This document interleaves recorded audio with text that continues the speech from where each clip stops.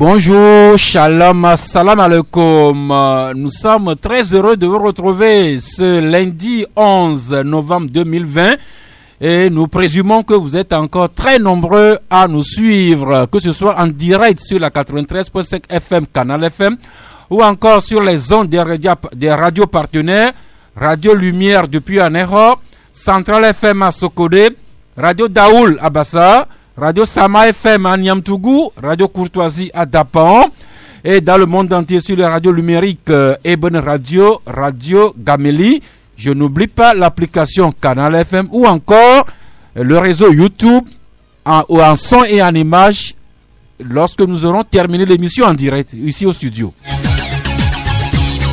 Nous sommes très heureux de vous retrouver dans le club de la presse donc de cette nouvelle semaine avec à la technique Victor Bekokou, Michel Tomega et Géraud Dakoucha. Les invités qui arrivent au studio, vous les connaîtrez dans un moment. Juste vous rappeler que il y a exactement 39 ans, nous étions le 11 mai 1981 que disparaissait Bob Marley, le pape de la musique reggae ou encore l'apôtre du rastafarisme. Et ce lundi 11 mai 2020, Canal FM est en fête avec Alphonse Kodjo et Djinam Noulagnon Logo, que vous préférez connaître sous le pseudonyme de Alphonse Ken, et Kiki Visero Sosa, qui célèbrent aujourd'hui leur anniversaire de naissance. Joyeux anniversaire, joyeux anniversaire. Eh bien, le premier confrère invité déjà dans ce studio, Jack Jakouti, bonjour. Bonjour aux auditeurs, auditrices de Canal FM. Joyeux anniversaire à Ken, que j'ai vu tout à l'heure. Vous avez vu comment il s'est habillé en tout blanc? Il était tout en blanc, comme s'il était de retour de Sarakawa. Donc, j'ai pris de l'occasion pour lui souhaiter un joyeux anniversaire. Et vous avez parlé de Kiki aussi. Kiki Visero Sosa, qui va arriver sous le coup de 14h. Justement, également, joyeux anniversaire également à lui. Et j'espère que le directeur Modeste sera quelque part en train de préparer certainement des champagnes pour eux. Merci. Alors, dites, voilà. Jacques, le 11 mai 1981, vous aviez quel âge et vous étiez dans à quelle classe? Oh, 81, j'étais encore à Dapan. Je crois que j'étais en quelle classe? Je crois que ça doit être à 5e, je crois. En 5e? Ouais, eh bien, donc, je suis un peu votre aîné parce que moi, j'étais en 4e. Et lorsque Bob Marley était mort, les jeunes adolescents que nous avions boycotté l'école pendant quelques jours. Nous nous promenions dans le village de Haouté, les cheveux non peignés. Et quand nous sommes retournés à l'école quelques jours après, nos petites fesses en ont subi de la bastonnade. Et je suppose que lui n'était même pas encore né le 11 mai 1981, n'est-ce pas, Didier Assogba? Oui, je savais même pas si à l'époque mon papa connaissait ma maman. Puisque je suis né 6 ans plus tard. Donc, véritablement, nous on a eu à lire un peu l'histoire qui était Bob Marley, tout ce qu'il a fait, tout ce qu'il a eu à faire. On a eu à déguster de sa musique, sa philosophie et tout. C'est un homme véritablement épris de paix, c'est ce que moi j'ai compris à travers ses paroles, de justice surtout.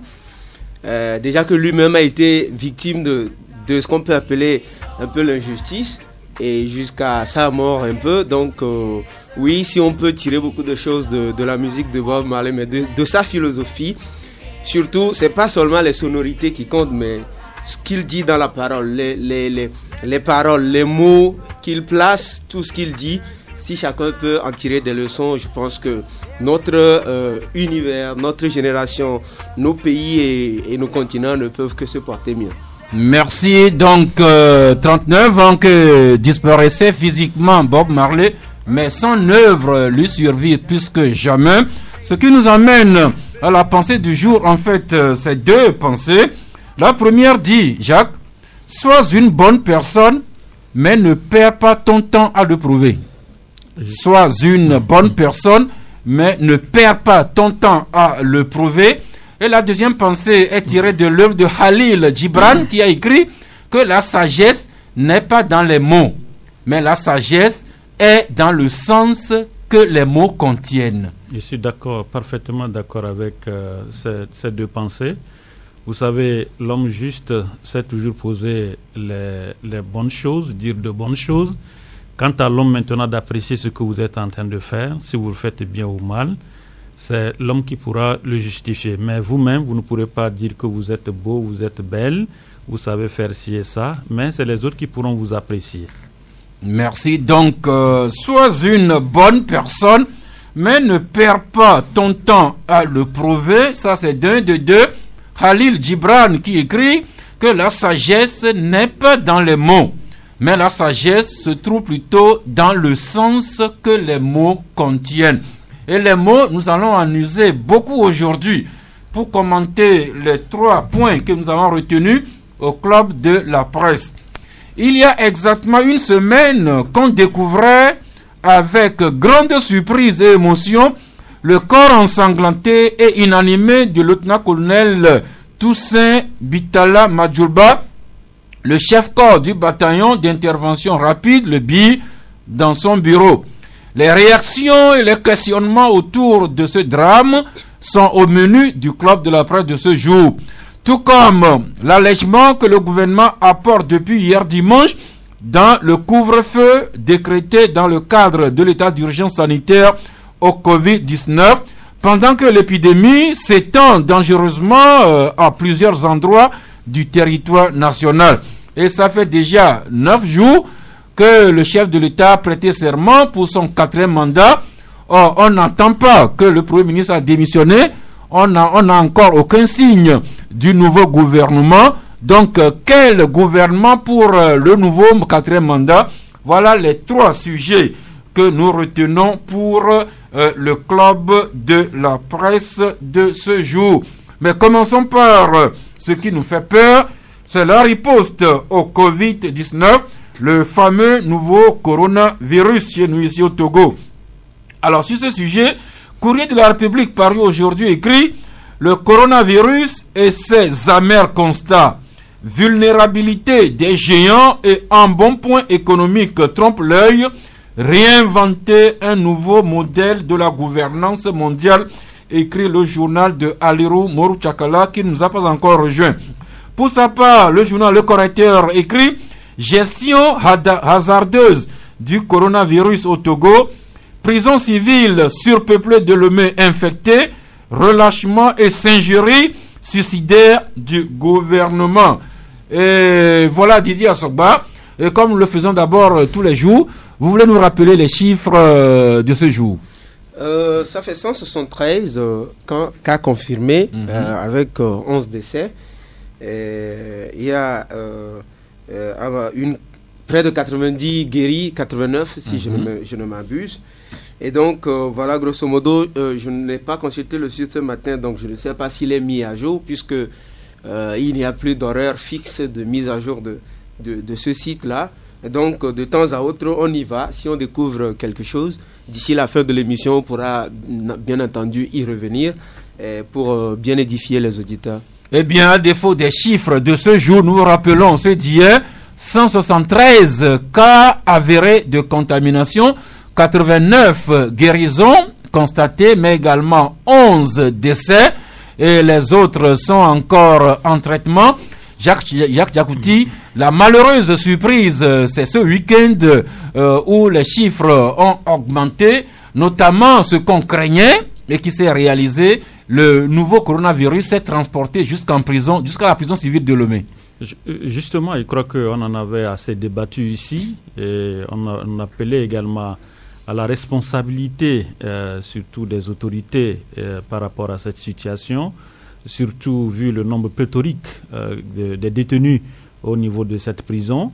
Il était question à ce que le gouvernement puisse prendre les dispositions pour désengorger cette prison, surtout de Lomé. Et c'est vrai qu'il y avait, je crois, 300 ou 400 détenus qu'on avait entre-temps libérés. Non, je crois un total de 1048. Voilà, 1048 détenus libérés, mais vous voyez que c'était une goutte d'eau dans la mer. Donc, ce qui veut dire que cette prison continue toujours pas contenir beaucoup de prisonniers. Donc je crois que c'est le moment, je crois que le coronavirus aidant, Il faut que le gouvernement maintenant puisse prendre ses responsabilités, voir, parce qu'entre-temps, il y a les ODD qui avaient demandé la fermeture pure et simple de cette prison et essayer d'en construire encore une autre prison. C'est vrai qu'on avait eu des informations comme si la prison d'Agombior était en réflexion, en rénovation pour accueillir les prisonniers. Je ne sais pas si le projet a tellement évolué et avancé, mais à l'heure actuelle, il est important de carrément vider cette prison et d'essayer de désinfecter cette prison, ne serait-ce que pendant 1 mois. Ne pas laisser un détenu encore au sein de cette prison. Parce qu'à la ligne où vont les choses, si par malheur, on amène encore même d'autres prisonniers vers d'autres prisons, vous voyez que s'ils sont contaminés, vous voyez ce que cela peut donner. Donc je crois que la responsabilité incombe aujourd'hui aux autorités de prendre les responsabilités pour fermer cette prison et essayer de désinfecter cette prison avant de pouvoir encore mettre d'autres détenus encore là-bas. Merci Didier Assogba. Tous les prisonniers de par le monde entier sont surveillés avec sévérité un peu partout. Ici, le gouvernement a pris, le chef de l'État a pris cette grâce-là pour libérer 1048 détenus et prisonniers. Entre-temps, la prison civile de Lomé avait été désinfectée et pour couper encore la chaîne de contamination, le régisseur de la prison avait annoncé la mesure que les visites étaient désormais interdites ou du moins drastiquement surveillées. Alors, dans toutes ces mesures, comment on peut s'expliquer que hier, 19 contaminations ont été avérées au sein de la prison civile de Lomé? Le mal était déjà fait ou a été fait par la suite. Vous n'êtes pas sans savoir que quand on dit qu'il n'y a pas de visite, on n'a pas dit non plus qu'il n'y a pas de nouveaux prisonniers qui y sont amenés. Et donc, certainement que quelqu'un d'infecté a été amené par la suite. Et donc, vite, le drame est fait. Pour ceux qui connaissent la prison civile de Lomé, que de quoi on qualifié de l'enfer sur terre. Vous voyez ce que c'est que nos cellules, les cellules là-bas. Et vous voyez la façon dont les gens sont agglutinés, sont entassés dans cette prison. Et donc, si une personne est infectée, bonjour les dégâts. Et aujourd'hui, c'est ce à quoi nous assistons. Et donc, véritablement, je pense que les autorités savent quoi faire. Elles savent véritablement quoi faire pour que la situation s'empire pas davantage, parce que 19 cas déjà de recensés là-bas, ça veut dire que tous les autres prisonniers sont des cas suspects.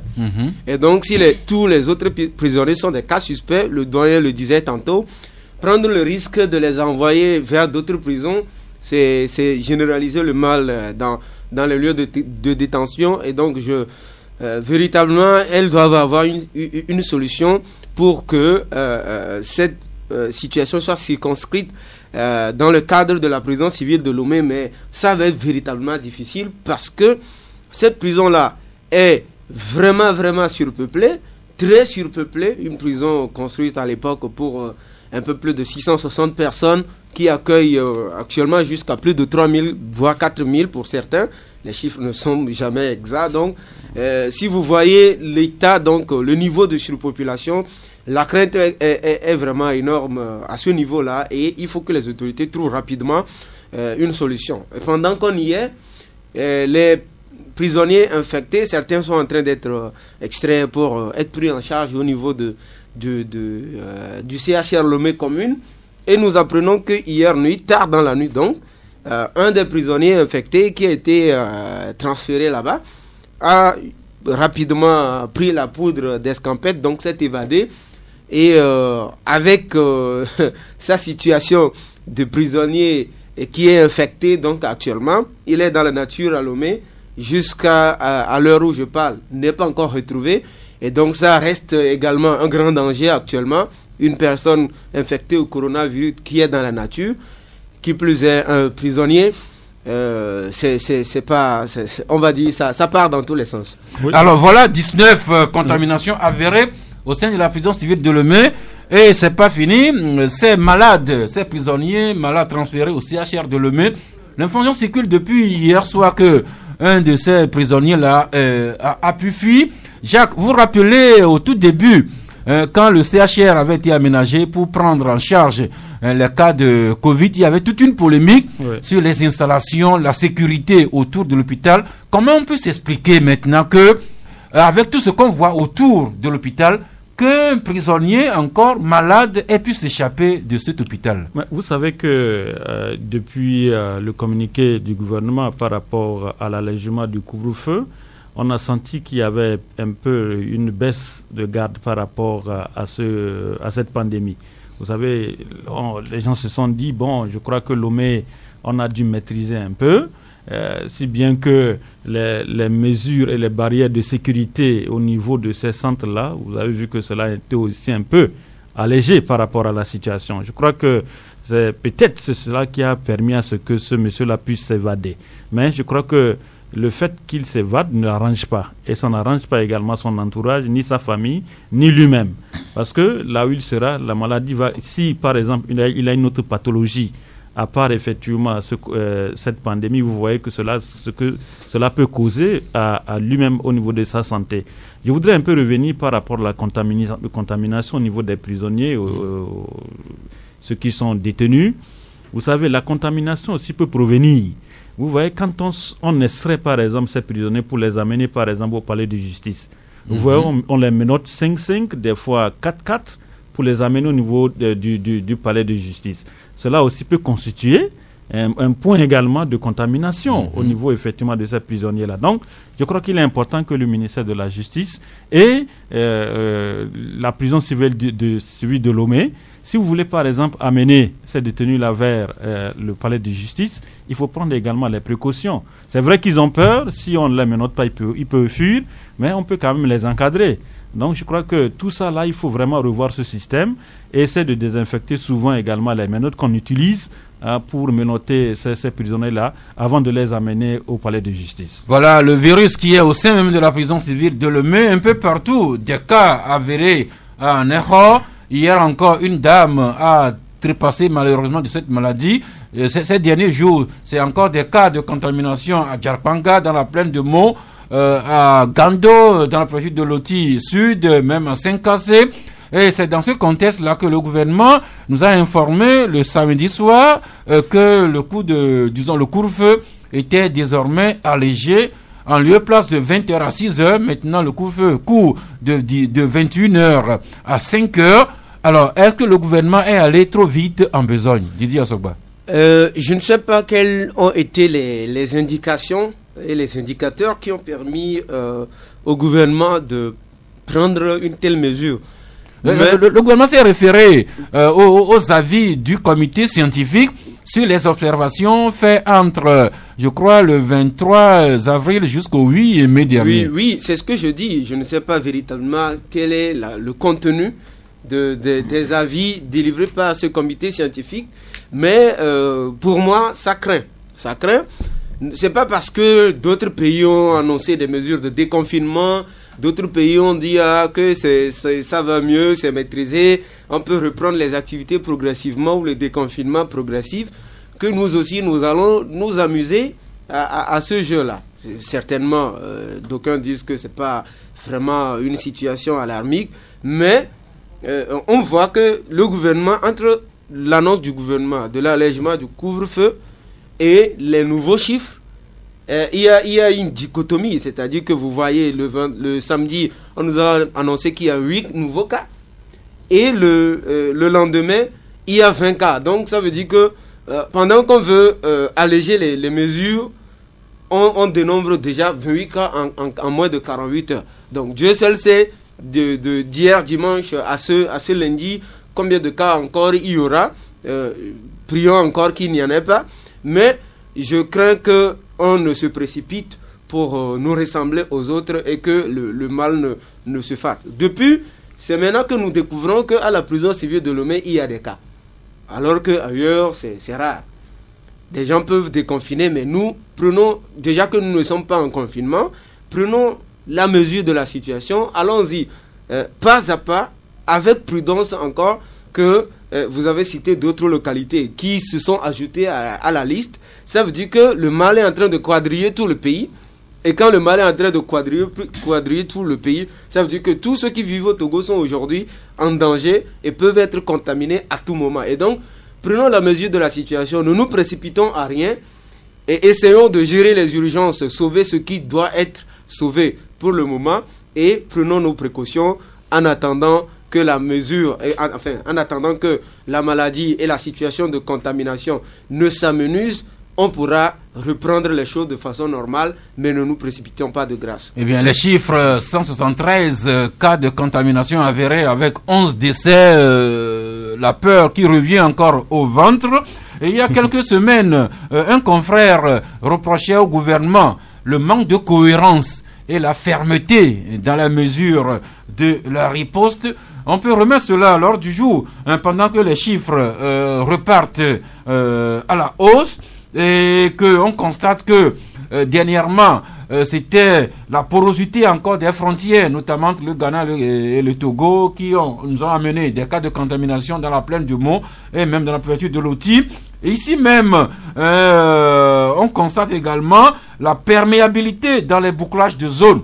En principe, on ne devrait pas passer de la préfecture de Golfe à ses voisines, Lac, Vaud, Zion et autres, mais tous les jours, des gens voyagent de partout, les gens nous arrivent de Lomé de partout.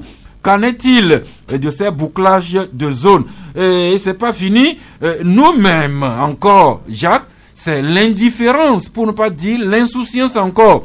Les gestes barrières, le port de bavette, l'interdiction de se serrer, de s'embrasser, la distance sociale, tout ça maintenant, nous nous laissons encore aller. Et voilà que les chiffres repartent en hausse. Oui, je suis d'accord avec vous. Vous savez, je serai peut-être le ministre de la Défense du Togo. De la sécurité d'abord? Non, ministre de la Défense. Ce que je peux faire, c'est de créer la police des frontières.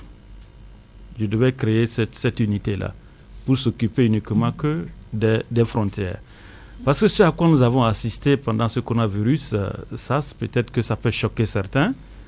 Vous savez, il y a certains, quand ils veulent par exemple passer par les bits, que ce soit du côté... Les chemins clandestins. Voilà, du Ghana pour entrer vers le Togo, certains n'hésitent pas à donner 100 francs, 50 francs, 1000 francs, avant de pouvoir passer. Je serai ministre de la Défense, je crée une unité qui est chargée uniquement que des frontières.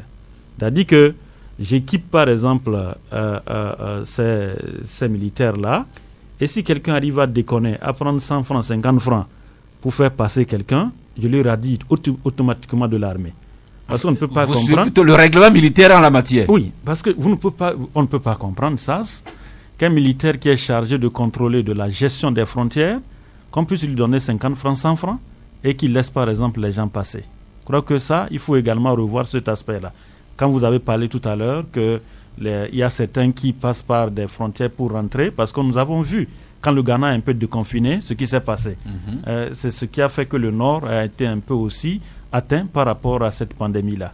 Et l'autre aspect également, peut-être je peux encore choquer des gens, vous savez ça, il faut que nous apprenions à nous accommoder de cette maladie-là, qu'on se dise que la maladie est là. Il ne faut pas toujours avoir peur pour dire que, bon, attention, si le virus, par exemple, nous atteint, nous allons mourir. Non, pas du tout. Il faut se dire, le mal est là. Mais il est important que nous puissions toujours respecter les barrières.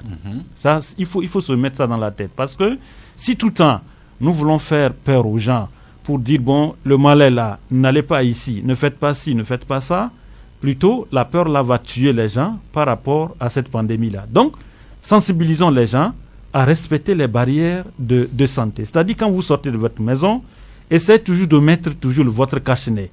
Arrivez quelque part, il faut toujours se laver les mains. Ne vous serrez pas les mains, ne vous embrassez pas. Donc, je crois que si on essaie de sensibiliser les gens par rapport à cette situation, je crois que nous allons nous en sortir. Quand vous prenez par exemple l'exemple de l'Europe aujourd'hui, vous avez vu que la France a commencé par déconfiner. Parce que quelque part, quand vous confinez les gens, c'est souvent difficile de pouvoir les contrôler. Et vous avez vu le nombre très élevé des bastonnades au sein des foyers par rapport à ce coronavirus-là. C'est parce que les gens ne sont pas habitués à rester à la maison avec leurs enfants et leurs épouses. Mais aujourd'hui, avec ce coronavirus-là, nous avons vu ce que cela a donné. Donc, moi, je voulais me résumer en disant ceci. sensibilisons les gens à respecter les barrières sanitaires, mais il faut que les gens se mettent dans la tête également que le mal est là. Comment faire pour gérer ce mal et s'en sortir? Je crois que c'est en ça que nous allons ensemble œuvrer avec le gouvernement et la société civile, voir comment nous allons aider nos populations. Merci. Pour conclure, les contaminations qui repartent en hausse, les décès et les guérisons en conséquence. Mais de l'autre côté, on peut rappeler encore cette chanson de Afia Mala, tout le monde est coupable. L'État qu'on peut accuser de gestion hasardeuse ou bien de manque de cohérence ou encore de manque de fermeté, quand on voit ce qui se passe dans les frontières qui continuent à être poreuses, les gens les bouclages de zones qui ne sont pas hermétiques, ça c'est pour l'État, mais Didier, nous-mêmes les citoyens, encore une fois, c'est nous qui allons d'une frontière à l'autre, c'est nous qui apprêtons les chemins clandestins, c'est nous qui soudoyons les forces de sécurité pour passer malgré l'interdiction, c'est nous qui refusons à ne pas porter les bavettes, c'est nous encore qui ne respectons pas les gestes barrières.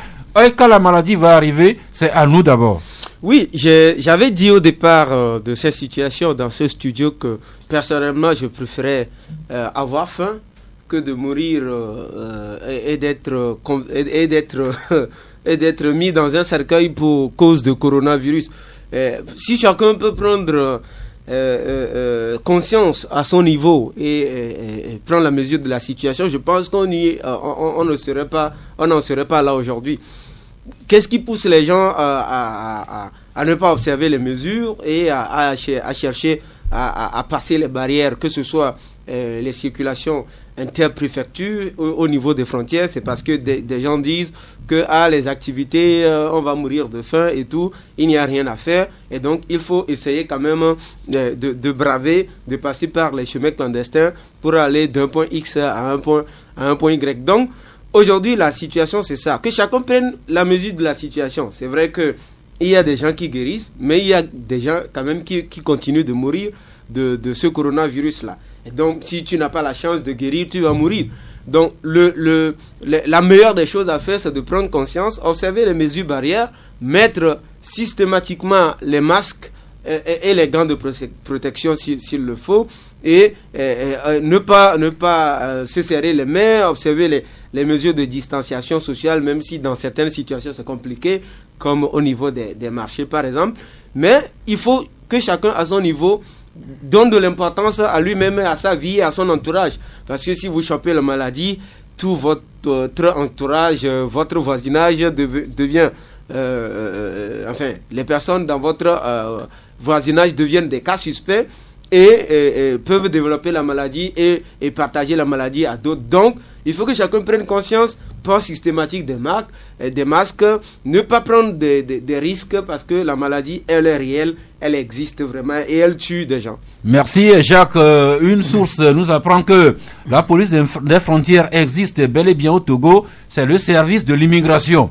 Alors s'ils existent, comment est-ce qu'ils se laissent soudoyer par quelques pièces et billets d'argent pour laisser passer les gens? Ça, c'est la police. Vous parlez de la police. Moi, je parle de l'unité militaire. L'unité militaire, même aux frontières. De nos frontières, donc, moi, je parle. Il faut vraiment mettre cette unité-là au niveau, surtout au niveau des corps de l'armée togolaise. C'est important. Parce que ce à quoi nous assistons, ça, il faut... Bon, je ne sais pas si une fois vous êtes tombé la nuit au niveau de la patrouille, vous allez voir ce qui se passe, surtout au niveau des bits dont j'ai parlé. Donc, je crois que c'est pas du tout ça. Pas du tout ça par rapport à cette situation. Et puis pour ajouter un mot peut-être dessus, c'est véritablement ce que dit le doyen, c'est assez primordial. Il faut d'abord que cette unité soit créée et que les gens soient véritablement équipés pour ce job.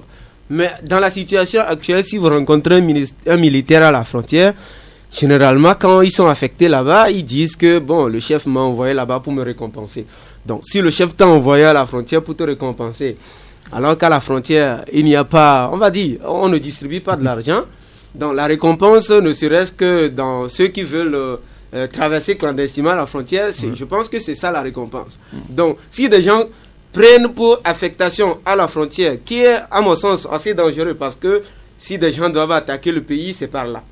Mais des gens pensent que c'est quelques militaires, vous leur demandez, ils diront, le chef m'a envoyé à la frontière pour me récompenser. Pourquoi, comment? Voilà la grande question que chacun doit se poser. lorsque nous étions petits, nous apprenions que l'armée togolaise a une devise, valeur et discipline. Alors qu'est-ce qui doit en être aujourd'hui, encore aujourd'hui, quand des policiers, gendarmes et militaires sont quotidiennement accusés de racket et de se laisser soudoyer pour quelques pièces d'argent et billets de banque, au risque même d'exposer le pays à de l'incertitude. Le ministre de la Sécurité, le chef d'état-major des forces armées togolaises, le ministre de la Défense, qui se trouve être le président de la République, seront appréciés. Maintenant, pas fini avec l'armée, nous allons maintenant nous transporter au sein du bataillon d'intervention rapide, le BI. C'est là qu'il y a exactement une semaine, le commandant de cette garnison a été retrouvé mort dans son bureau. Un mystère s'il en est. 8 jours après, nous avons appris en fin de semaine dernière que son successeur a pris le commandement au sein du BI, mais toute la vérité reste à découvrir autour des circonstances de la mort du colonel Majolba Toussaint Bitala. Aujourd'hui, dans sa parution, le correcteur écrit « Meurtre du colonel Majolba, pourquoi les autorités doivent craindre pour leur propre vie ?» Courrier de la République, pour sa part, écrit « Assassinat du colonel Majolba, course contre la montre pour la manifestation de la vérité, et si on l'avait exécuté pour le faire taire ?» se demande le correcteur, plutôt Courrier de la République. Pendant que Méga Info lui écrit « À qui profitent ces crimes en série ?» Et nous rappelons que le vendredi dernier, les populations de Sioux, un village d'origine de Feu Majolba, avaient marché 12 km à pied pour aller manifester leur mécontentement et leur soif de vérité à Niamtougou. Mais Didier Assogba, 8 jours après la mort du colonel Majolba, reste et demeure tout un mystère. Non, ne soyez pas surpris que ça soit que ça dure encore, qu'on n'ait aucune nouvelle et qu'on n'ait pas réellement la manifestation de la vérité. Déjà que cette affaire est considérée comme une histoire entre militaires et une affaire intrinsèque à l'armée togolaise, qu'on qualifie de grande muette. Ne soyez pas surpris qu'aucune information ne circule et que la vérité ne soit pas encore mise à l'ordre du jour et communiquée aux Togolais. Mais qu'à cela ne tienne, c'est une situation aujourd'hui qui interpelle au plus haut degré d'abord le chef de l'État lui-même, en tant que chef de l'État, chef suprême de l'armée. Il semble que le chef de l'État est seulement chef chef de l'armée et pas nécessairement chef suprême des armées. Bon, évidemment, la haute hiérarchie militaire, qui plus est, le chef de l'État est encore le ministre de la Défense. Cette situation l'interpelle et interpelle tous les autres hauts gradés de l'armée aujourd'hui. Et les enquêteurs, je ne veux pas être à leur place, le ministre Yark et ses collègues de la gendarmerie et de la police, en plus du colonel Akouvi, qui sont dans cette commission-là, et bien d'autres qui vont les aider. Et ça va être vraiment difficile pour eux de trouver. Mais vous savez, notre armée, c'est ça.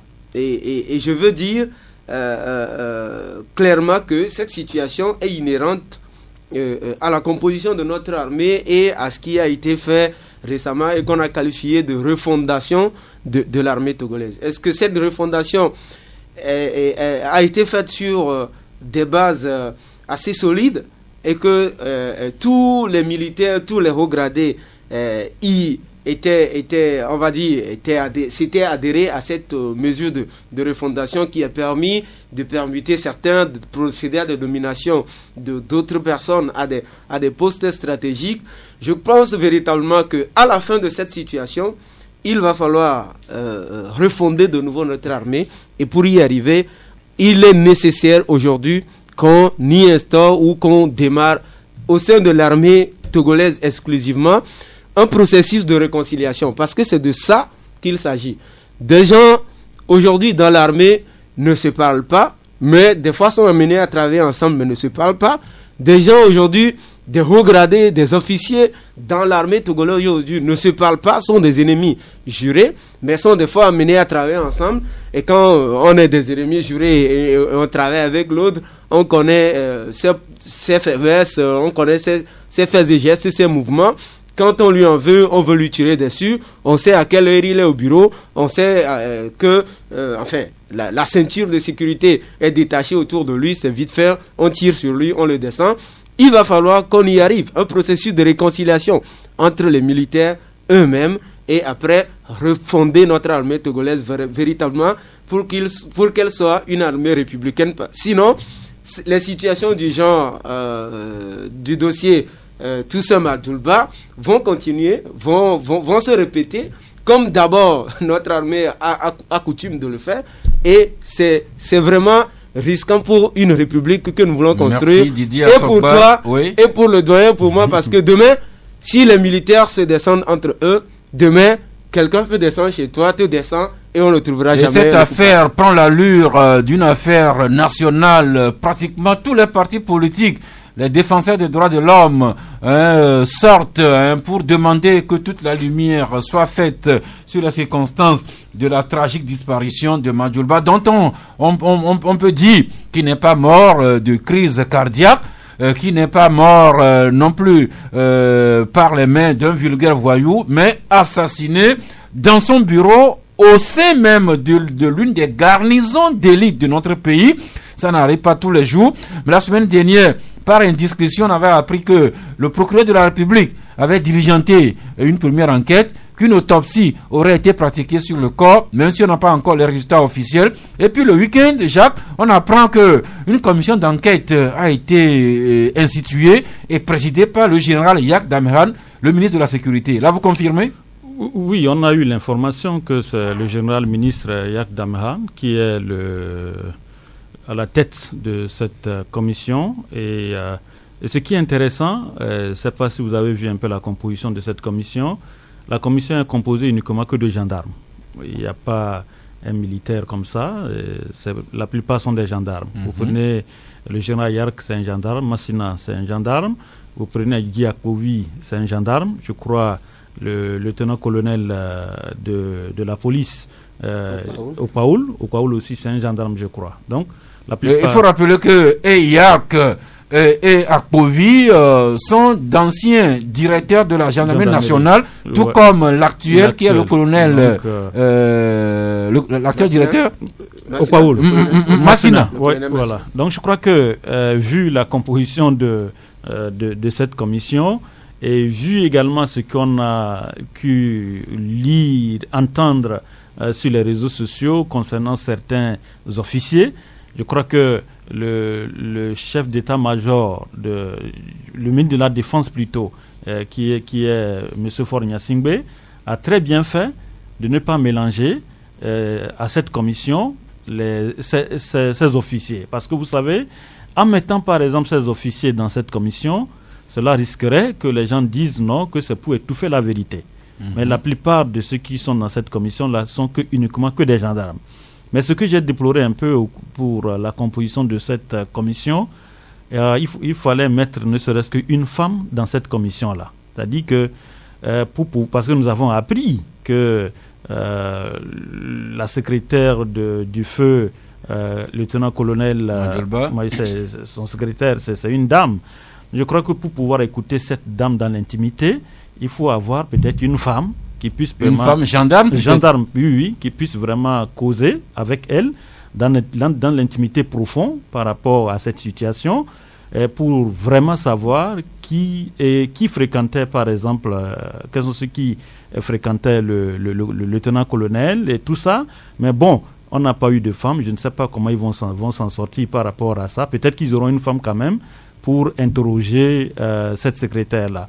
Et l'autre aspect de l'enquête, ce qui est intéressant, c'est que les indications font savoir que on a dû retrouver quand même ne serait-ce que la douille de la balle qui a servi à l'assassinat du lieutenant-colonel. Donc si on retrouve la douille, donc on saura d'où est-ce que la balle a quitté. C'est-à-dire, on saura est-ce que dans quel camp cette douille-là a été utilisée. Donc, si on retrouve la douille, je crois que c'est un bon indice qui pourra aider les enquêteurs à savoir est-ce que cette douille-là vient effectivement de la bire, est-ce que ça vient d'un autre corps, parce que vous savez, pour utiliser ce genre de douille pour pouvoir assassiner quelqu'un, il y a toujours des références par rapport à cette douille. Donc, si on a dû retrouver cette douille, vraiment, on remercie Dieu. On saura maintenant d'où est-ce que, effectivement, cette douille-là, d'où est venue cette douille et qui s'est servi, effectivement, de cette douille-là pour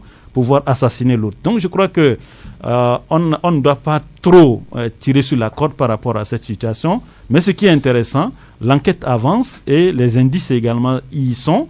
J'espère que très bientôt, les généraux et les colonels que nous avons au sein de cette commission pourront nous situer. Ce qui est intéressant également dans cette commission, vous savez, il a parlé tout à l'heure, il a fait référence à des tiraillements que nous assistons au sein de l'armée. Ça, c'est pas un secret pour personne dans ce pays.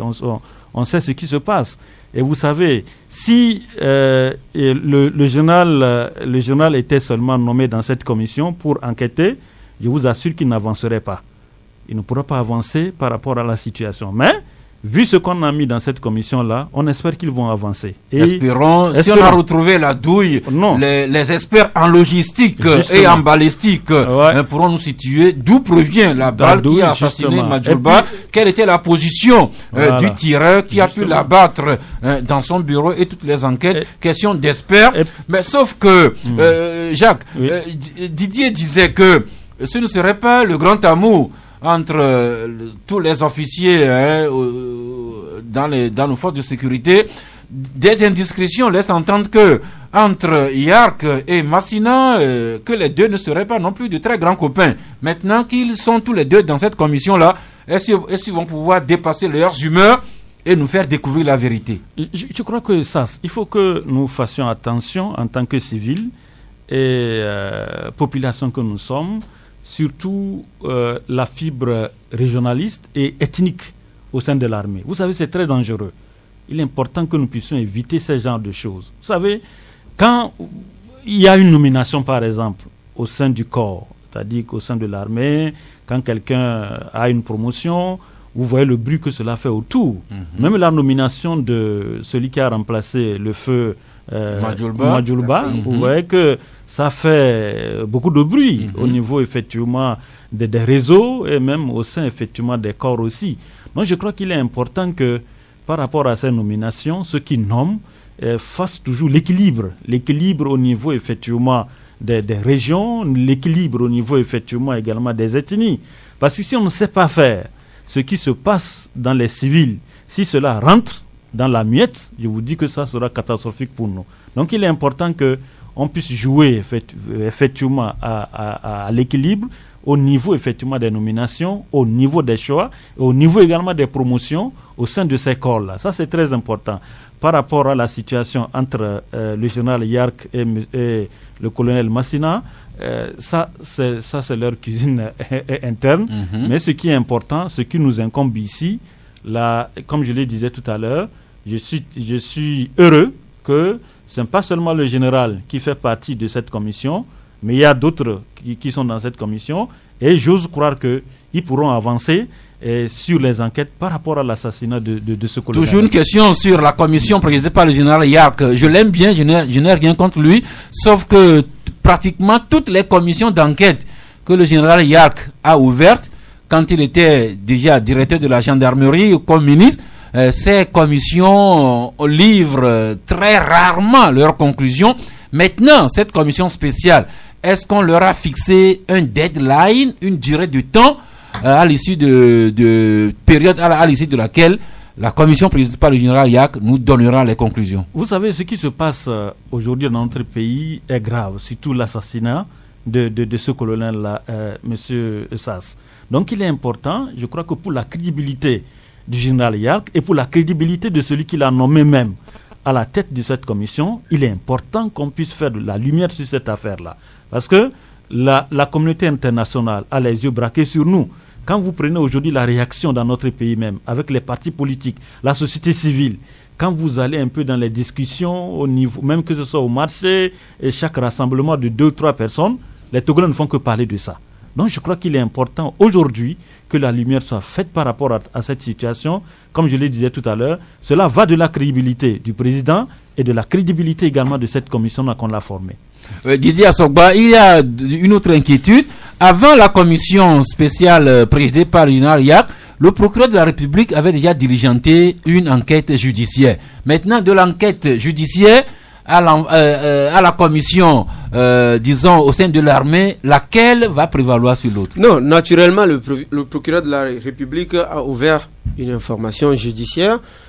Ça n'exclut pas qu'il y ait une enquête spéciale. Je pense que les résultats de la commission d'enquête spéciale peuvent aider le procureur de la République à poursuivre par la suite les coupables. Mais si on veut laisser cette affaire-là seulement au procureur de la République à gérer de bout en bout et jusqu'à la fin, il n'aura absolument rien. Il ne verra rien du tout. C'est bien qu'on ait choisi des militaires, des gendarmes pour diligenter cette enquête. Et moi, on attend de voir les conclusions de cette enquête. Mais ce qui est inquiétant aujourd'hui, c'est qu'au niveau de notre armée togolaise, notre armée, il y ait des gens qui soient systématiquement mécontents de la nomination de certains à des postes. Le doyen le disait, mais à des termes un peu voilés. Aujourd'hui, on est devant le fait accompli. Il faut qu'on en parle. Pourquoi on nomme tel à tel poste? Pourquoi le tel général ou tel colonel qui est chef-corps de telle garnison et de telle préfecture et c'est pas nous? Et nous sommes majoritaires, pourquoi c'est pas nous? Même on a connu des difficultés dans le couvre-feu. Depuis qu'on a changé le commandement, est-ce que vous entendez encore des choses? Non. En termes de bavure. En termes de bavure. C'est vrai que depuis que Amana a pris la tête, en tout cas, nous les médias, nous n'avons pratiquement plus de bavure à commenter dans nos parce qu'entre-temps, plateaux. des gens avaient exigé que ce soit un militaire qu'on nomme à la tête de la FOSAP et non un gendarme ou un policier. Mais Amana, il est quand même gendarme. Oui, donc peut-être lui il est un peu plus proche de certains que d'autres. Donc c'est pour ça, on lui facilite peut-être lui la tâche. Les situations du genre, ça se continue. Donc aujourd'hui, les enquêteurs doivent vraiment chercher autour du colonel et en même temps ceux qui convoitaient sa place. Ceux qui convoitaient sa place, il y a des gens qui se sentent vraiment c'est destiné à eux, à personne d'autre. Il faut qu'on cherche, qu'on creuse loin. C'est pour ça que je disais dans ma première intervention sur le sujet que à la fin de cette affaire, il faut qu'on démarre un processus de réconciliation au sein de notre armée togolaise. Qu'on fasse comprendre aux gens que quelqu'un soit de Djankassé ou qu'il soit de Mandouri ou qu'il soit de n'importe où, dès qu'il est togolais, il a les mêmes droits que quelqu'un qui vient par exemple de Lomé ou quelqu'un qui vient par exemple de Vaughan ou quelqu'un qui vient d'Atapamé. Tant que les gens ne vont pas intégrer ça et des gens vont penser que l'armée c'est notre chose, telle chose c'est notre chose, telle chose c'est notre chose, les situations du genre vont se multiplier au pays et c'est vraiment dangereux pour chacun de nous. La République ne peut pas se développer, ne peut pas se construire si au sein même des corps qui doivent assurer la stabilité de notre pays, sécuritaire, démocratique et toutes les autres choses, ne comprennent pas que nous sommes en 2020 actuellement, nous sommes dans une autre ère et que les choses ont vraiment changé et que des choses doivent fondamentalement évoluer, que chacun doit travailler avec l'autre. Il y a des non-dits, nous avons rappelé la devise de notre armée, valeur et discipline. Il n'y a pas longtemps, l'une des premières réformes introduites par Faure Gnassingbé, c'est de faire de notre armée une armée véritablement républicaine. Or, quand on a des choses qui ressemblent à des relents communautaristes, voire identitaires au sein de l'armée, et ça ne blague pas. C'est pas seulement des micros et des stylos qu'ils ont là-bas. Ouais. Je n'ose pas aller loin. Espérons vraiment que... Ils ont utilisé ce qu'ils savent utiliser. Espérons vraiment que le général Yak et ses camarades de la commission nous situent au plus tôt sur les circonstances de la disparition de Toussaint Madjoulba et que le procureur puisse avoir les mains libres dans la suite de l'enquête judiciaire. Ça, je suis d'accord avec vous par rapport à ce que le confrère disait. Je dis que, vous savez, la grande muette est en train aujourd'hui d'être gangrénée par cette situation. Vous savez, quand vous rencontrez n'importe quel militaire, ils ne sont pas du tout contents par rapport à cette situation. C'est pourquoi je disais, aujourd'hui, celui qui sera le plus heureux que les enquêtes aboutissent et qu'on puisse effectivement mettre la main sur les commanditaires de l'assassinat de notre colonel, je crois que la première partie, c'est le chef de l'État. Il est important aujourd'hui qu'ils mettent la pression sur cette commission-là. Que la commission, peut-être d'ici une semaine, rendre au moins ne serait-ce que les premières conclusions. C'est vrai que quand au niveau les enquêtes au niveau des forces de l'ordre et de sécurité ne sont pas souvent dévoilées rapidement comme ça, mais il est important que à un stade donné de l'enquête, il faut associer le procureur de la République pour que le procureur de la République puisse donner ne serait que les bribes de l'enquête. Ça, c'est important parce qu'on l'a vu un peu partout. Même si on forme des commissions d'enquête, que ce soit au niveau des militaires ou bien au niveau du corps diplomatique, à un moment donné, on associe toujours le procureur de la République pour donner ne serait-ce que les premiers indices par rapport à la situation. Donc, je crois que il faut à un moment donné que le procureur de la République soit également associé à l'enquête et surtout par rapport aux résultats qui seront donnés de l'enquête par rapport à cet assassinat. Oui, d'accord, mais il y a une auditrice qui semble s'inquiéter. Elle voudrait savoir si l'état-major de l'armée togolaise avec le général Kadanga et surtout le bataillon d'intervention rapide, le BI, alors est-ce que le bataillon et l'état-major des forces armées togolaises pourront laisser vraiment couder franche à la commission présidée par le général Yak? C'est pourquoi je disais tout à l'heure, quand vous prenez par exemple la composition de cette commission, vous savez qu'au lendemain de l'assassinat de Madjuluba, vous avez vu sur les réseaux sociaux, le chef d'état-major, le nom du chef d'état-major était cité comme le commanditaire. Donc c'est pourquoi je disais tout à l'heure que le chef de l'État a bien fait de ne pas associer le chef d'état-major général des FAT à cette commission-là. Parce que s'il associait à cette enquête, vous voyez que finalement, les gens ne seront pas du tout convaincus des résultats qui seront donnés. Donc je crois que M. Faure Gnassingbé a très bien fait d'écarter, comme je le disais tout à l'heure, tous les militaires à cette commission et laisser libre aux gendarmes de pouvoir diligenter cette enquête. Eh bien, souhaitons beaucoup de courage et bonne chance au général Yark et à ses amis de la commission là. Oui, évidemment, il n'y a que de courage à leur apporter et peut-être faire appel à tous les citoyens. Si quelqu'un a pu observer quelque chose, entendre quelque chose, il peut être d'un soutien et d'un appui à la manifestation de la vérité, que la personne n'hésite pas à s'approcher des gendarmes qui ont été commis pour cette enquête. Voilà, cette affaire qui vient compliquer davantage le travail à Faure Gnassingbé dans le démarrage de son 4e mandat, et notamment la formation de son prochain gouvernement. C'est une tradition républicaine. Quand un chef d'État vient d'être élu ou réélu, il recompose son gouvernement. Ça fait déjà 9 jours qu'il a prêté serment. Or, le Premier ministre et tout son gouvernement sont encore en place. Nous n'avons entendu nulle part qu'ils aient ne serait-ce que l'intention de déposer leur démission. Alors, qu'est-ce que la presse y voit? Le journal La Montagne, qui reparaît aujourd'hui, écrit « God bless the King ». Dieu bénisse le roi. Un 4e mandat, pourquoi faire? Et La Montagne trouve que ce 4e mandat risque d'être le mandat de tous les défis. Et Courrier de la République lui écrit formation du gouvernement, ça commence encore avec Faure. Pour dire Didier Assogba que Faure Gnassingbé, il a la culture de se hâter très lentement dans la formation de ces gouvernements. Oui, naturellement, ce n'est pas nouveau. On a vu en 2015, déjà, on a vécu cette même situation.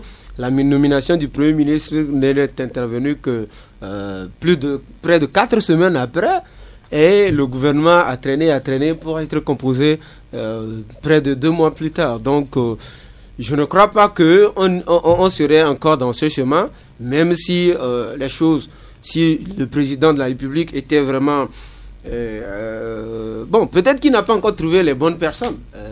Espérons que ceux qui sont là... Oh, mais Didier, ça c'est grave. Faure Gnassingbé n'est pas arrivé de quelque part. Ouais. Il est dans le pays depuis. Oui, mais on peut être dans le pays depuis et ne pas trouver la bonne personne. Quelqu'un a dit tout à l'heure que c'est le mandat de tous les défis. Et on l'a écouté lui-même durant la campagne électorale, tout ce qu'il a eu à dire. il avait déjà dit en 2015 que il veut faire du mandat passé un mandat social. Tout le monde peut apprécier et on a vu ce que cela est devenu. Donc peut-être qu'il est en train de faire le casting en attendant de trouver un premier ministre qui peut relever tous les défis entre griffes, un premier ministre capable de l'aider véritablement à atteindre ses objectifs et ses engagements surtout. Je ne sais pas s'il va reconduire Classou, qui a déjà battu le record d'être le premier ministre qui a duré au poste. Il a fait un mandat tout entier autant pour moi. Et donc peut-être que Faure Gnassingbé continue de faire son casting. Et il ne suffit pas seulement de trouver un premier ministre, il faut trouver des ministres assez compétents, des ministres qui peuvent faire le job et ne pas seulement attendre les hautes instructions du chef de l'État à chaque fois qu'ils sont devant une situation. Donc, l'essentiel aujourd'hui, c'est que nous sommes dans plusieurs défis. On est dans un défi sanitaire. En même temps, il faut procéder, il faut travailler pour le développement du pays. Faure Gnassingbé doit véritablement chercher son équipe au plus vite. Mais il a le timing de ses actions, c'est lui qui sera comptable à la fin. Il a le timing, mais Jacques Diakouti, il y a un qui trouve que c'est maintenant que Faure Gnassingbé devrait former le plus rapidement son gouvernement pour faire toute la lumière sur les circonstances de la mort de Toussaint Madjoulba et pour mieux coordonner la riposte au Covid-19 et relancer le PND qui lui tient tant à cœur. Non, je crois que vous connaissez un peu M. Faure Gnassingbé, donc je crois que cela ne pourra pas étonner aucun Togolais. Vous savez, à chaque élection, s'il faut passer à la formation du gouvernement, ça prend toujours du temps. Ça a toujours pris du temps et je crois que c'est l'équation difficile à résoudre au niveau du président de la République quand il s'agit de former un gouvernement. Vous savez, il est souvent difficile de nommer un Premier ministre et difficile également de former un gouvernement. Donc je crois que ce qui importe aujourd'hui par rapport à ce que le confrère disait tout à l'heure, je ne pense pas que c'est parce qu'il n'a pas trouvé des gens. Il y en a. Au Togo, le Togo regorge de beaucoup de ressources. Je crois que les Togolais sont tellement intelligents. Les Togolais il y a certains Togolais qui sont capables de gérer les ministères. Je crois qu'il incombe seulement au président de la République de décider d'aller vite. Parce qu'avec cette crise sanitaire que nous sommes en train de traverser, voilà également l'assassinat de ce colonel également qui s'ajoute à ça. Je crois que le président de la République devait aller vite par rapport à cette situation. Et l'autre aspect également, vous savez, il est vrai que les gens ont battu campagne, et chacun attend, parce que vous savez, il était question à ce que les gens puissent mouiller le maillot. Les gens ont mouillé le maillot.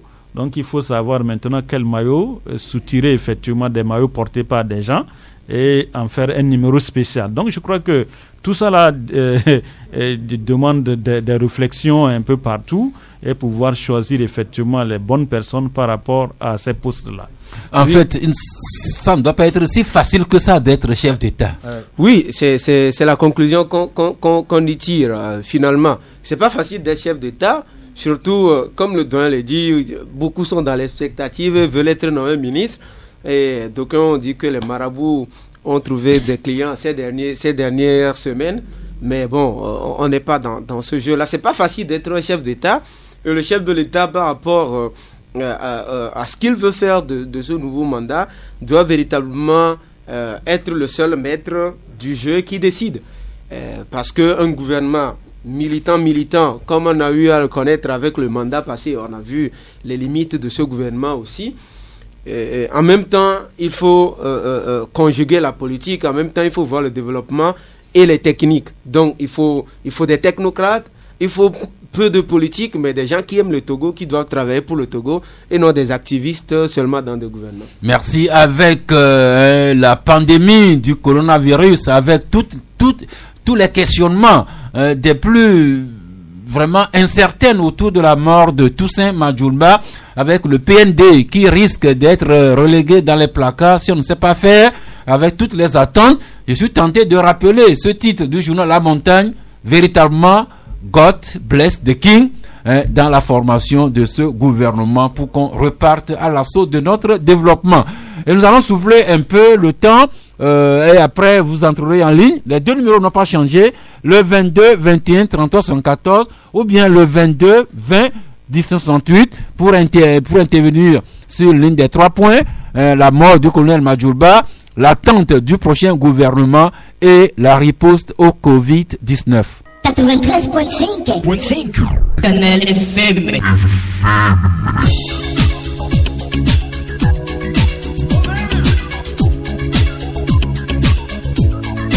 Eh bien, la parole est à vous sur les circonstances ou bien l'enquête autour de la mort du Toussaint Bitala Madjoulba, l'attente de la formation du prochain gouvernement et puis les contours de la riposte au Covid-19.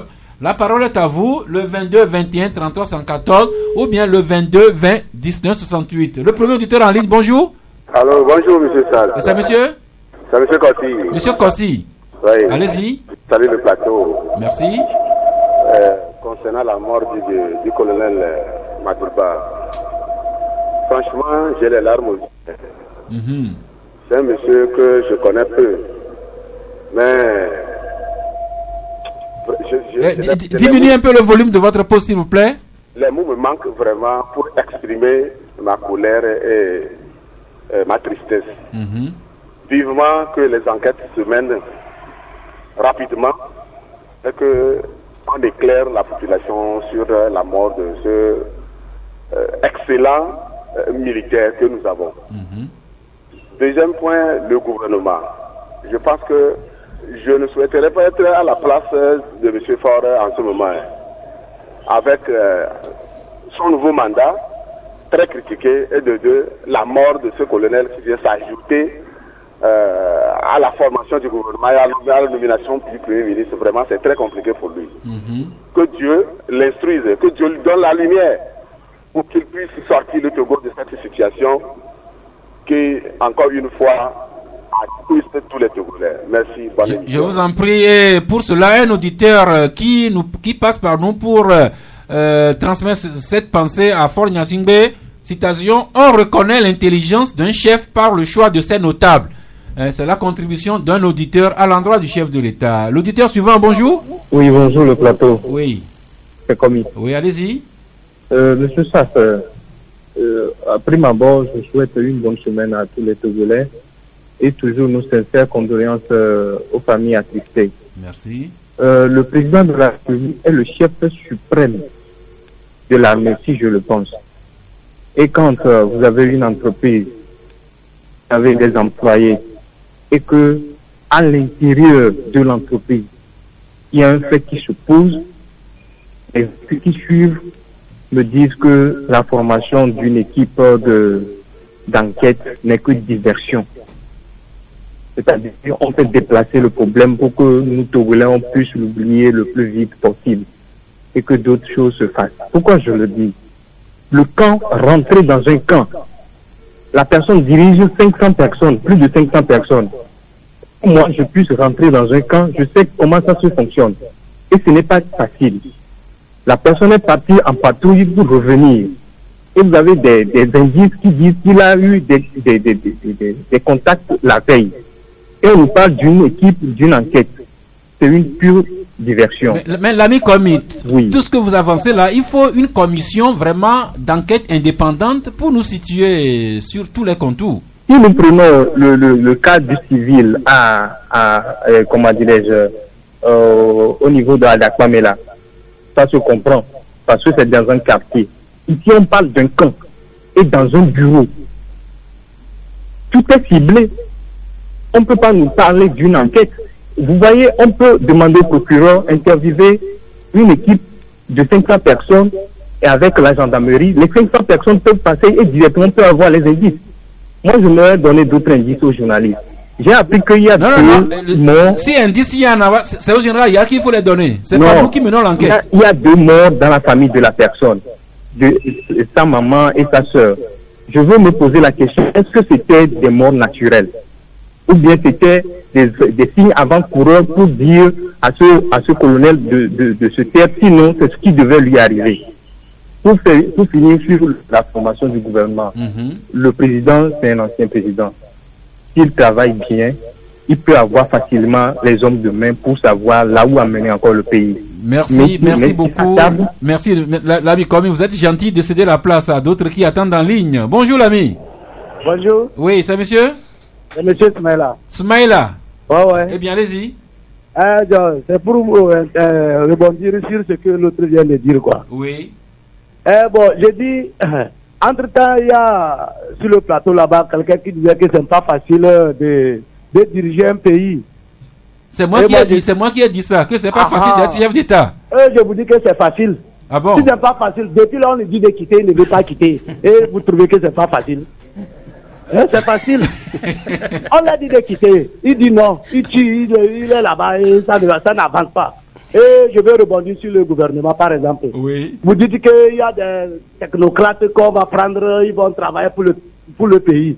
Effectivement, dans ce pays, on a des gens intelligents, oui. Mais quand on les nomme là-bas, ils font autre chose. Christian Trumia, par exemple, c'est quelqu'un que j'aimais, je le suivais, mais quand il est rentré là-bas, il est devenu autre chose. C'est quoi? Okay. C'est pas la peine. Donc, on va revenir encore sur la mort du général. Là. Du colonel. Au moins, le colonel. Au moins, d'abord, on a qu'à nous sortir un communiqué qu'ils ont perdu un de leurs d'abord. Ce n'est pas encore fait. Or, le journaliste, là, votre confrère, là, Alizo, bien qu'il a, quand il est décédé ici, on a essayé de nous dire qu'on a perdu un. Et puis, semblerait-il qu'il était même fonctionnaire d'État, je ne sais pas. Non. Ah, on n'a pas dit ça. Non, on n'a pas dit ça. Merci. Alors, le gouvernement qui a sorti un communiqué suite à la mort du journaliste Dominique Alizou, le gouvernement qui attend 8 jours après pour ne pas informer l'opinion du décès de Majulba. L'auditeur suivant, bonjour. Bonjour, monsieur Sass. Oui. Comment tu vas? Comme vous nous suivez. Diminuez un peu le volume de la radio. Je suis dans mon taxi là, c'est ça. Je salue les invités. Merci, c'est monsieur? C'est monsieur Karim depuis Spetaco. Karim? Oui, depuis Spetaco. Ok. Ça, vous savez, Corigna Timé, il est déjà élu, le président de la République. Ce pays-là, ce qu'il y a à faire maintenant, ce qui s'est passé, il ne faut pas qu'il me laisse idée sur ça. Il n'a qu'à oublier ça, c'est déjà passé. Le colonel ne peut jamais revenir, il est déjà parti. La manière dont il va faire pour son gouvernement, c'est ce qu'il devait faire maintenant. Parce que tout ce qui s'est passé avec le ministre Yac dans ce pays, là, le gars a pu maîtriser. Vous voyez, les attaques partout, on l'a braqué, là, le gars a pu maîtriser tout ça. Il a mis des corps à bien partout. Vous allez voir que les attaques sont faites un peu. Parce que ce que moi je dis à Corigna, s'il veut former son gouvernement, il ne faut pas qu'il oublie le ministre Yac. Le gars a bien travaillé, il mérite d'être là encore. Pour les autres, je ne sais pas trop. Le colonel, il est déjà parti. Vous croyez que vous pouvez, on ne peut jamais vous dire le colonel. Majulba est cette partie, mais nous voulons comprendre les circonstances de sa mort. Il est parti, malheureusement. Bon, chacun fera le bilan de Yark et de tous les ministres sortants. L'auditeur suivant, bonjour. Bonjour, monsieur Sass. Oui. C'est monsieur Coco. Oui, parlez fort, s'il vous plaît. C'est monsieur Coco. Oui, mais ça, j'ai entendu. Je dis bonjour à tes confrères. S'il vous plaît, monsieur Sass, pourquoi l'enquête traîne? Monsieur, votre confrère monsieur Jacques a dit tout de suite qu'il remercie Dieu que l'enquête avance, les résultats avancent. Quels sont les résultats qu'on a maintenant? Vous devez demander, dans ce pays, lors des incendies des marchés, on n'a pas mis en place une commission, on a trouvé immédiatement des gens qui ont brûlé les marchés, et c'était avec le ministre Yac. Ce qui a été fait mystérieusement, on a pu trouver des gens. Est-ce que cette fois-ci, qu'est-ce qui se passe? Merci l'ami Kokou, Jacques Outi. Donc l'ami Kokou, comme beaucoup de Togolais, sont déjà impatients que Yark nous livre rapidement les premiers éléments de son enquête. Oui, ici je dis l'enquête avance. Vous savez, je disais tout à l'heure que selon les indications, on a déjà trouvé la douille qui a servi de la balle que l'assassin a utilisée. On aurait également pratiqué l'autopsie sur le corps de Donc si on a retrouvé la douille, donc on saura de quel corps provient cette douille. Donc je crois qu'à partir de là, on saura quel corps a assassiné effectivement le colonel. En fait, merci. En tout cas, Yark n'a pas de temps à perdre. Le suivant, bonjour. Allô, bonjour l'ami en ligne. Alors, l'auditeur en ligne, bonjour. Il n'a pas notre retour. En entendant le suivant, déjà en ligne. Oui, bonjour. Bonjour, monsieur Sass. Oui, c'est monsieur? C'est monsieur Kokouvi. Monsieur Kokouvi? Oui. Ok, allez-y, nous vous suivons. Bon, la question que moi j'aimerais poser, pour rentrer dans un camp, tout le monde, bon, moi j'ai eu la chance de rentrer. Il y a au moins une sécurité au niveau du portail. Tu es obligé d'être enregistré avant de rentrer. Quand M. Jacouti est en train de parler, quel duo on a eu, est-ce qu'on peut trouver la joue d'un autre camp là-bas? Si on ne peut pas trouver quelqu'un, on va demander celui qui est chargé d'être le jour-là, qui a rentré. La secrétaire est là. Donc l'enquête, là, ça ne devrait pas faire au moins dans 3 heures, on peut trouver celui qui a fait ça. Le reste, c'est pour trouver la vision des Togolais. C'est ça.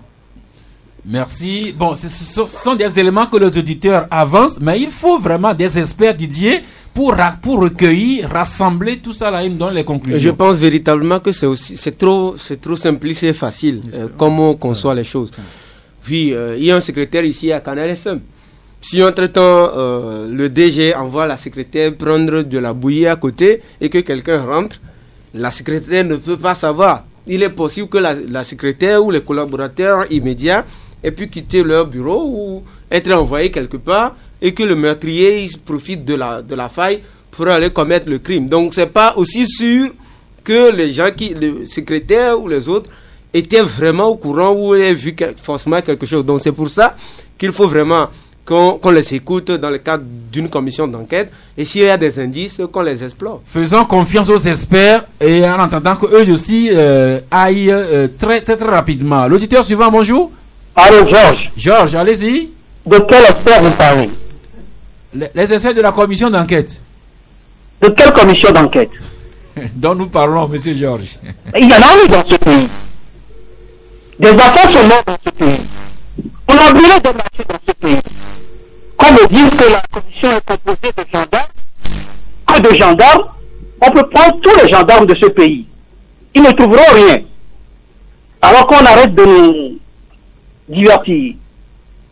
Et concernant le gouvernement, il a été élu le 22 février. Durant tout ce temps-là, il pouvait avoir son gouvernement, son nouveau gouvernement. Et qu'est-ce qu'il fait? Il ne fait rien. 9 jours après le serment, on est là, on n'a pas de gouvernement. C'est comme si le pays est sur des braises. On ne comprend rien. Donc je sais que la majorité des Togolais n'entendent rien de cette commission d'enquête. Qu'ils fassent leur gouvernement, 6 mois après, un an après, on s'en fout. Ça ne marche pas. Bonne journée à vous. Merci Jacques. Voilà une forme de pessimisme, voire même de résignation des citoyens. Non, je crois qu'il faut que les Togolais apprennent à garder patience devant des situations. Il est vrai que ça fait mal. Assassiner un officier dans son bureau et qu'on constate que c'est l'arme qu'on a utilisée pour l'assassiner, ça fait mal. Mais il faut quand même qu'on puisse situer les responsabilités. Constituer les responsabilités du moment où, je le disais tout à l'heure, sur les réseaux sociaux, on avait commencé par avancer les noms de certains. Donc si on ne met pas une commission pour enquêter, est-ce que vous voulez qu'on laisse comme ça et que les spéculations continuent? Donc je crois qu'à un moment donné, prenons notre mal en patience. C'est vrai que la mort d'une personne, c'est douloureux, mais quelque part, souffrons que la commission qui a été mise sur pied nous livre quand même les conclusions. Et espérons que tous ceux qui ont des éléments sur les enquêtes là puissent les mettre à la disposition de la commission présidée par le général Yark. L'auditeur suivant, bonjour. Allô? Oui, bonjour.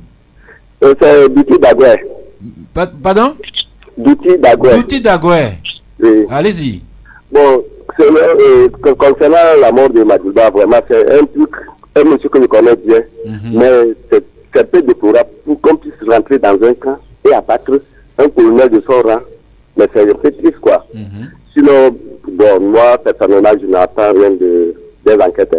Ah bon? Mais comment on va trouver la vérité alors? Alors, pourquoi je dis toutes les enquêtes que Yaka a toujours menées n'a rien donné. On n'a jamais eu de réponse et vraiment, on ne nous a jamais présenté un vrai responsable d'un tel acte. Bon, et on va encore nous distraire, et après tout, c'est pour dire... À la différence, l'ami Douti, qu'avant c'était Yark qui créait les commissions, maintenant c'est le chef de l'État qui a créé la commission qu'il préside. Ah, je ne refuse pas. Ce que je dis, c'est que, bon, d'accord, peut-être ça le domaine nous donnera raison. Merci beaucoup. Le suivant, bonjour. Allô, bonjour l'ami en ligne. Allô, bonjour. Oui, bonjour. Oui, c'est monsieur Hakim. Hakim. Oui. Ok, allez-y. Bon, voilà, c'est par rapport au décès du colonel. Oui. Franchement, c'est une situation qui est triste, mais il faut avoir raison garder. Cette situation-là peut être simple à régler, mais elle peut avoir aussi beaucoup de relents que nous ne maîtrisons pas. Donc, franchement, qu'on fasse confiance. Il y a 2 commissions qui sont là. Il y a, le procureur qui a diligenté une enquête. Judiciaire. Oui, et puis la commission mise en place par le chef de l'État. Oui. Donc, ayons raison garder, doucement. Maintenant, par rapport aux nominations à différents postes dans les FAT, nous ne maîtrisons pas comment est-ce qu'on nomme les gens. On peut nommer les gens d'une seule ethnie, s'ils sont compétents, si c'est ce qu'ils ont, s'ils ont la formation qu'il faut, on les nomme. Maintenant, si d'autres aussi sont capables de faire, on les mettra là-bas. Dans l'armée, on ne met pas n'importe qui, n'importe comment. Maintenant, prenons, si on amène ça directement chez nous-mêmes dans nos petits services, tu nommes quelqu'un aujourd'hui chef de division, demain, les gens sont mécontents parce que nous avons tous envie de progresser. Donc, laissons tranquillement l'armée faire son truc. L'armée, même aux États-Unis, en France, quel que soit, ils ont leurs règles. Nous, civils, on ne peut pas maîtriser. Bon, maintenant, le troisième point, par rapport au président de la République, pour le gouvernement, nous sommes dans une situation de crise. Une situation de crise, on ne peut pas du jour au lendemain se mettre à chambouler. Moi, je suis sûr d'une seule chose, c'est que notre président de la République est en train de travailler sur la demande. Voilà, merci beaucoup. Je vous en prie. Nous prenons le dernier auditeur aujourd'hui. Bonjour. Oui, allô. Oui. Bonjour, c'est Pelé. Pelé. Oui. Oui, nous vous écoutons. Bon, on dit que c'est très difficile de gouverner. Je pense que c'est la chose la plus facile. Hein. Parce que gouverner, c'est prévoir.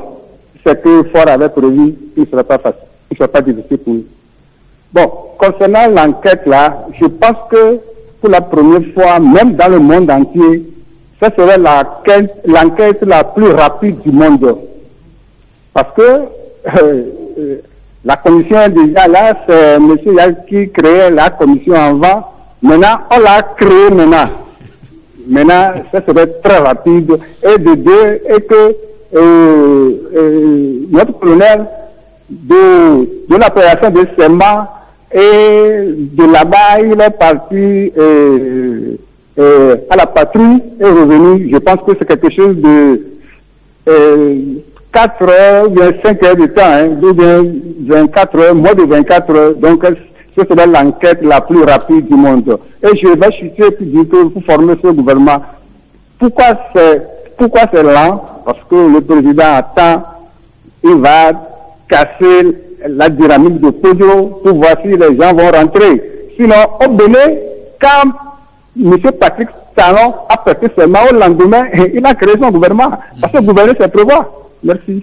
Je vous en prie, Didier Assoba, sur l'enquête autour de Madjoulba, les auditeurs laissent croire que c'est facile. Je ne sais pas si vous partagez cet optimisme, mais toujours est-il que tout ce qu'ils disent là, ça met la pression sur la commission du général Yark de nous situer rapidement. L'optimisme, c'est que je suis convaincu qu'on va trouver l'auteur. Moi, c'est mon optimisme. J'ai la conviction qu'on trouvera l'auteur.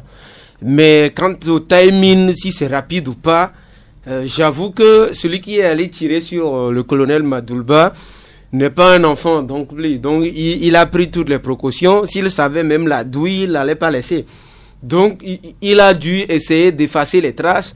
Mais comme vous commettrez un meurtre, il y a toujours un indice que vous laissez pour qu'on puisse vous arrêter. C'est pour ça qu'il y a la douille. Donc, mais même la douille, ça ne suffit pas. Si la douille, on peut déterminer de quelle garnison la balle a été prise. Dans le garnison en question, il y a évidemment jusqu'à 500 personnes au moins dans chaque camp. Donc c'est difficile d'aller dire... Non, dans les garnisons, il y a toujours quelqu'un, un officier qui s'occupe de l'armement et qui attribue les armes et les munitions. Évidemment, donc pour aller interroger toutes ces personnes, chercher celui qui a telle munition, l'arrêter, et encore que la personne soit encore sur le territoire. Donc c'est vraiment pas aussi facile comme on le dit, mais l'essentiel c'est qu'on saura qui a fait ça. Mais laissons le temps quand même à cette commission de faire, avec pression bien sûr, mais il faut que cette commission y aille efficacement pour ne pas aller prendre injustement quelqu'un qui n'aurait pas fait ça. Merci. Jacques Jacouti, ça fait 9 jours que le chef de l'État a prêté serment, mais à écouter les auditeurs, c'est comme si c'est maintenant que le chef de l'État cherche les hommes à nommer dans son gouvernement, alors qu'il est quand même, il vient de terminer 3 mandats, il a quand même une bonne équipe sous sa coupe. Non, c'est ce que je disais tout à l'heure, ça. Je crois que nous connaissons un peu le chef de l'État. On connaît ses méthodes, de comment il travaille par rapport à la formation du gouvernement. Donc je crois que ça n'allait pas nous inquiéter par rapport à la formation du gouvernement. Nous sommes habitués à ça. Nous savons qu'à chaque élection, pour choisir d'abord un premier ministre, ça prend du temps.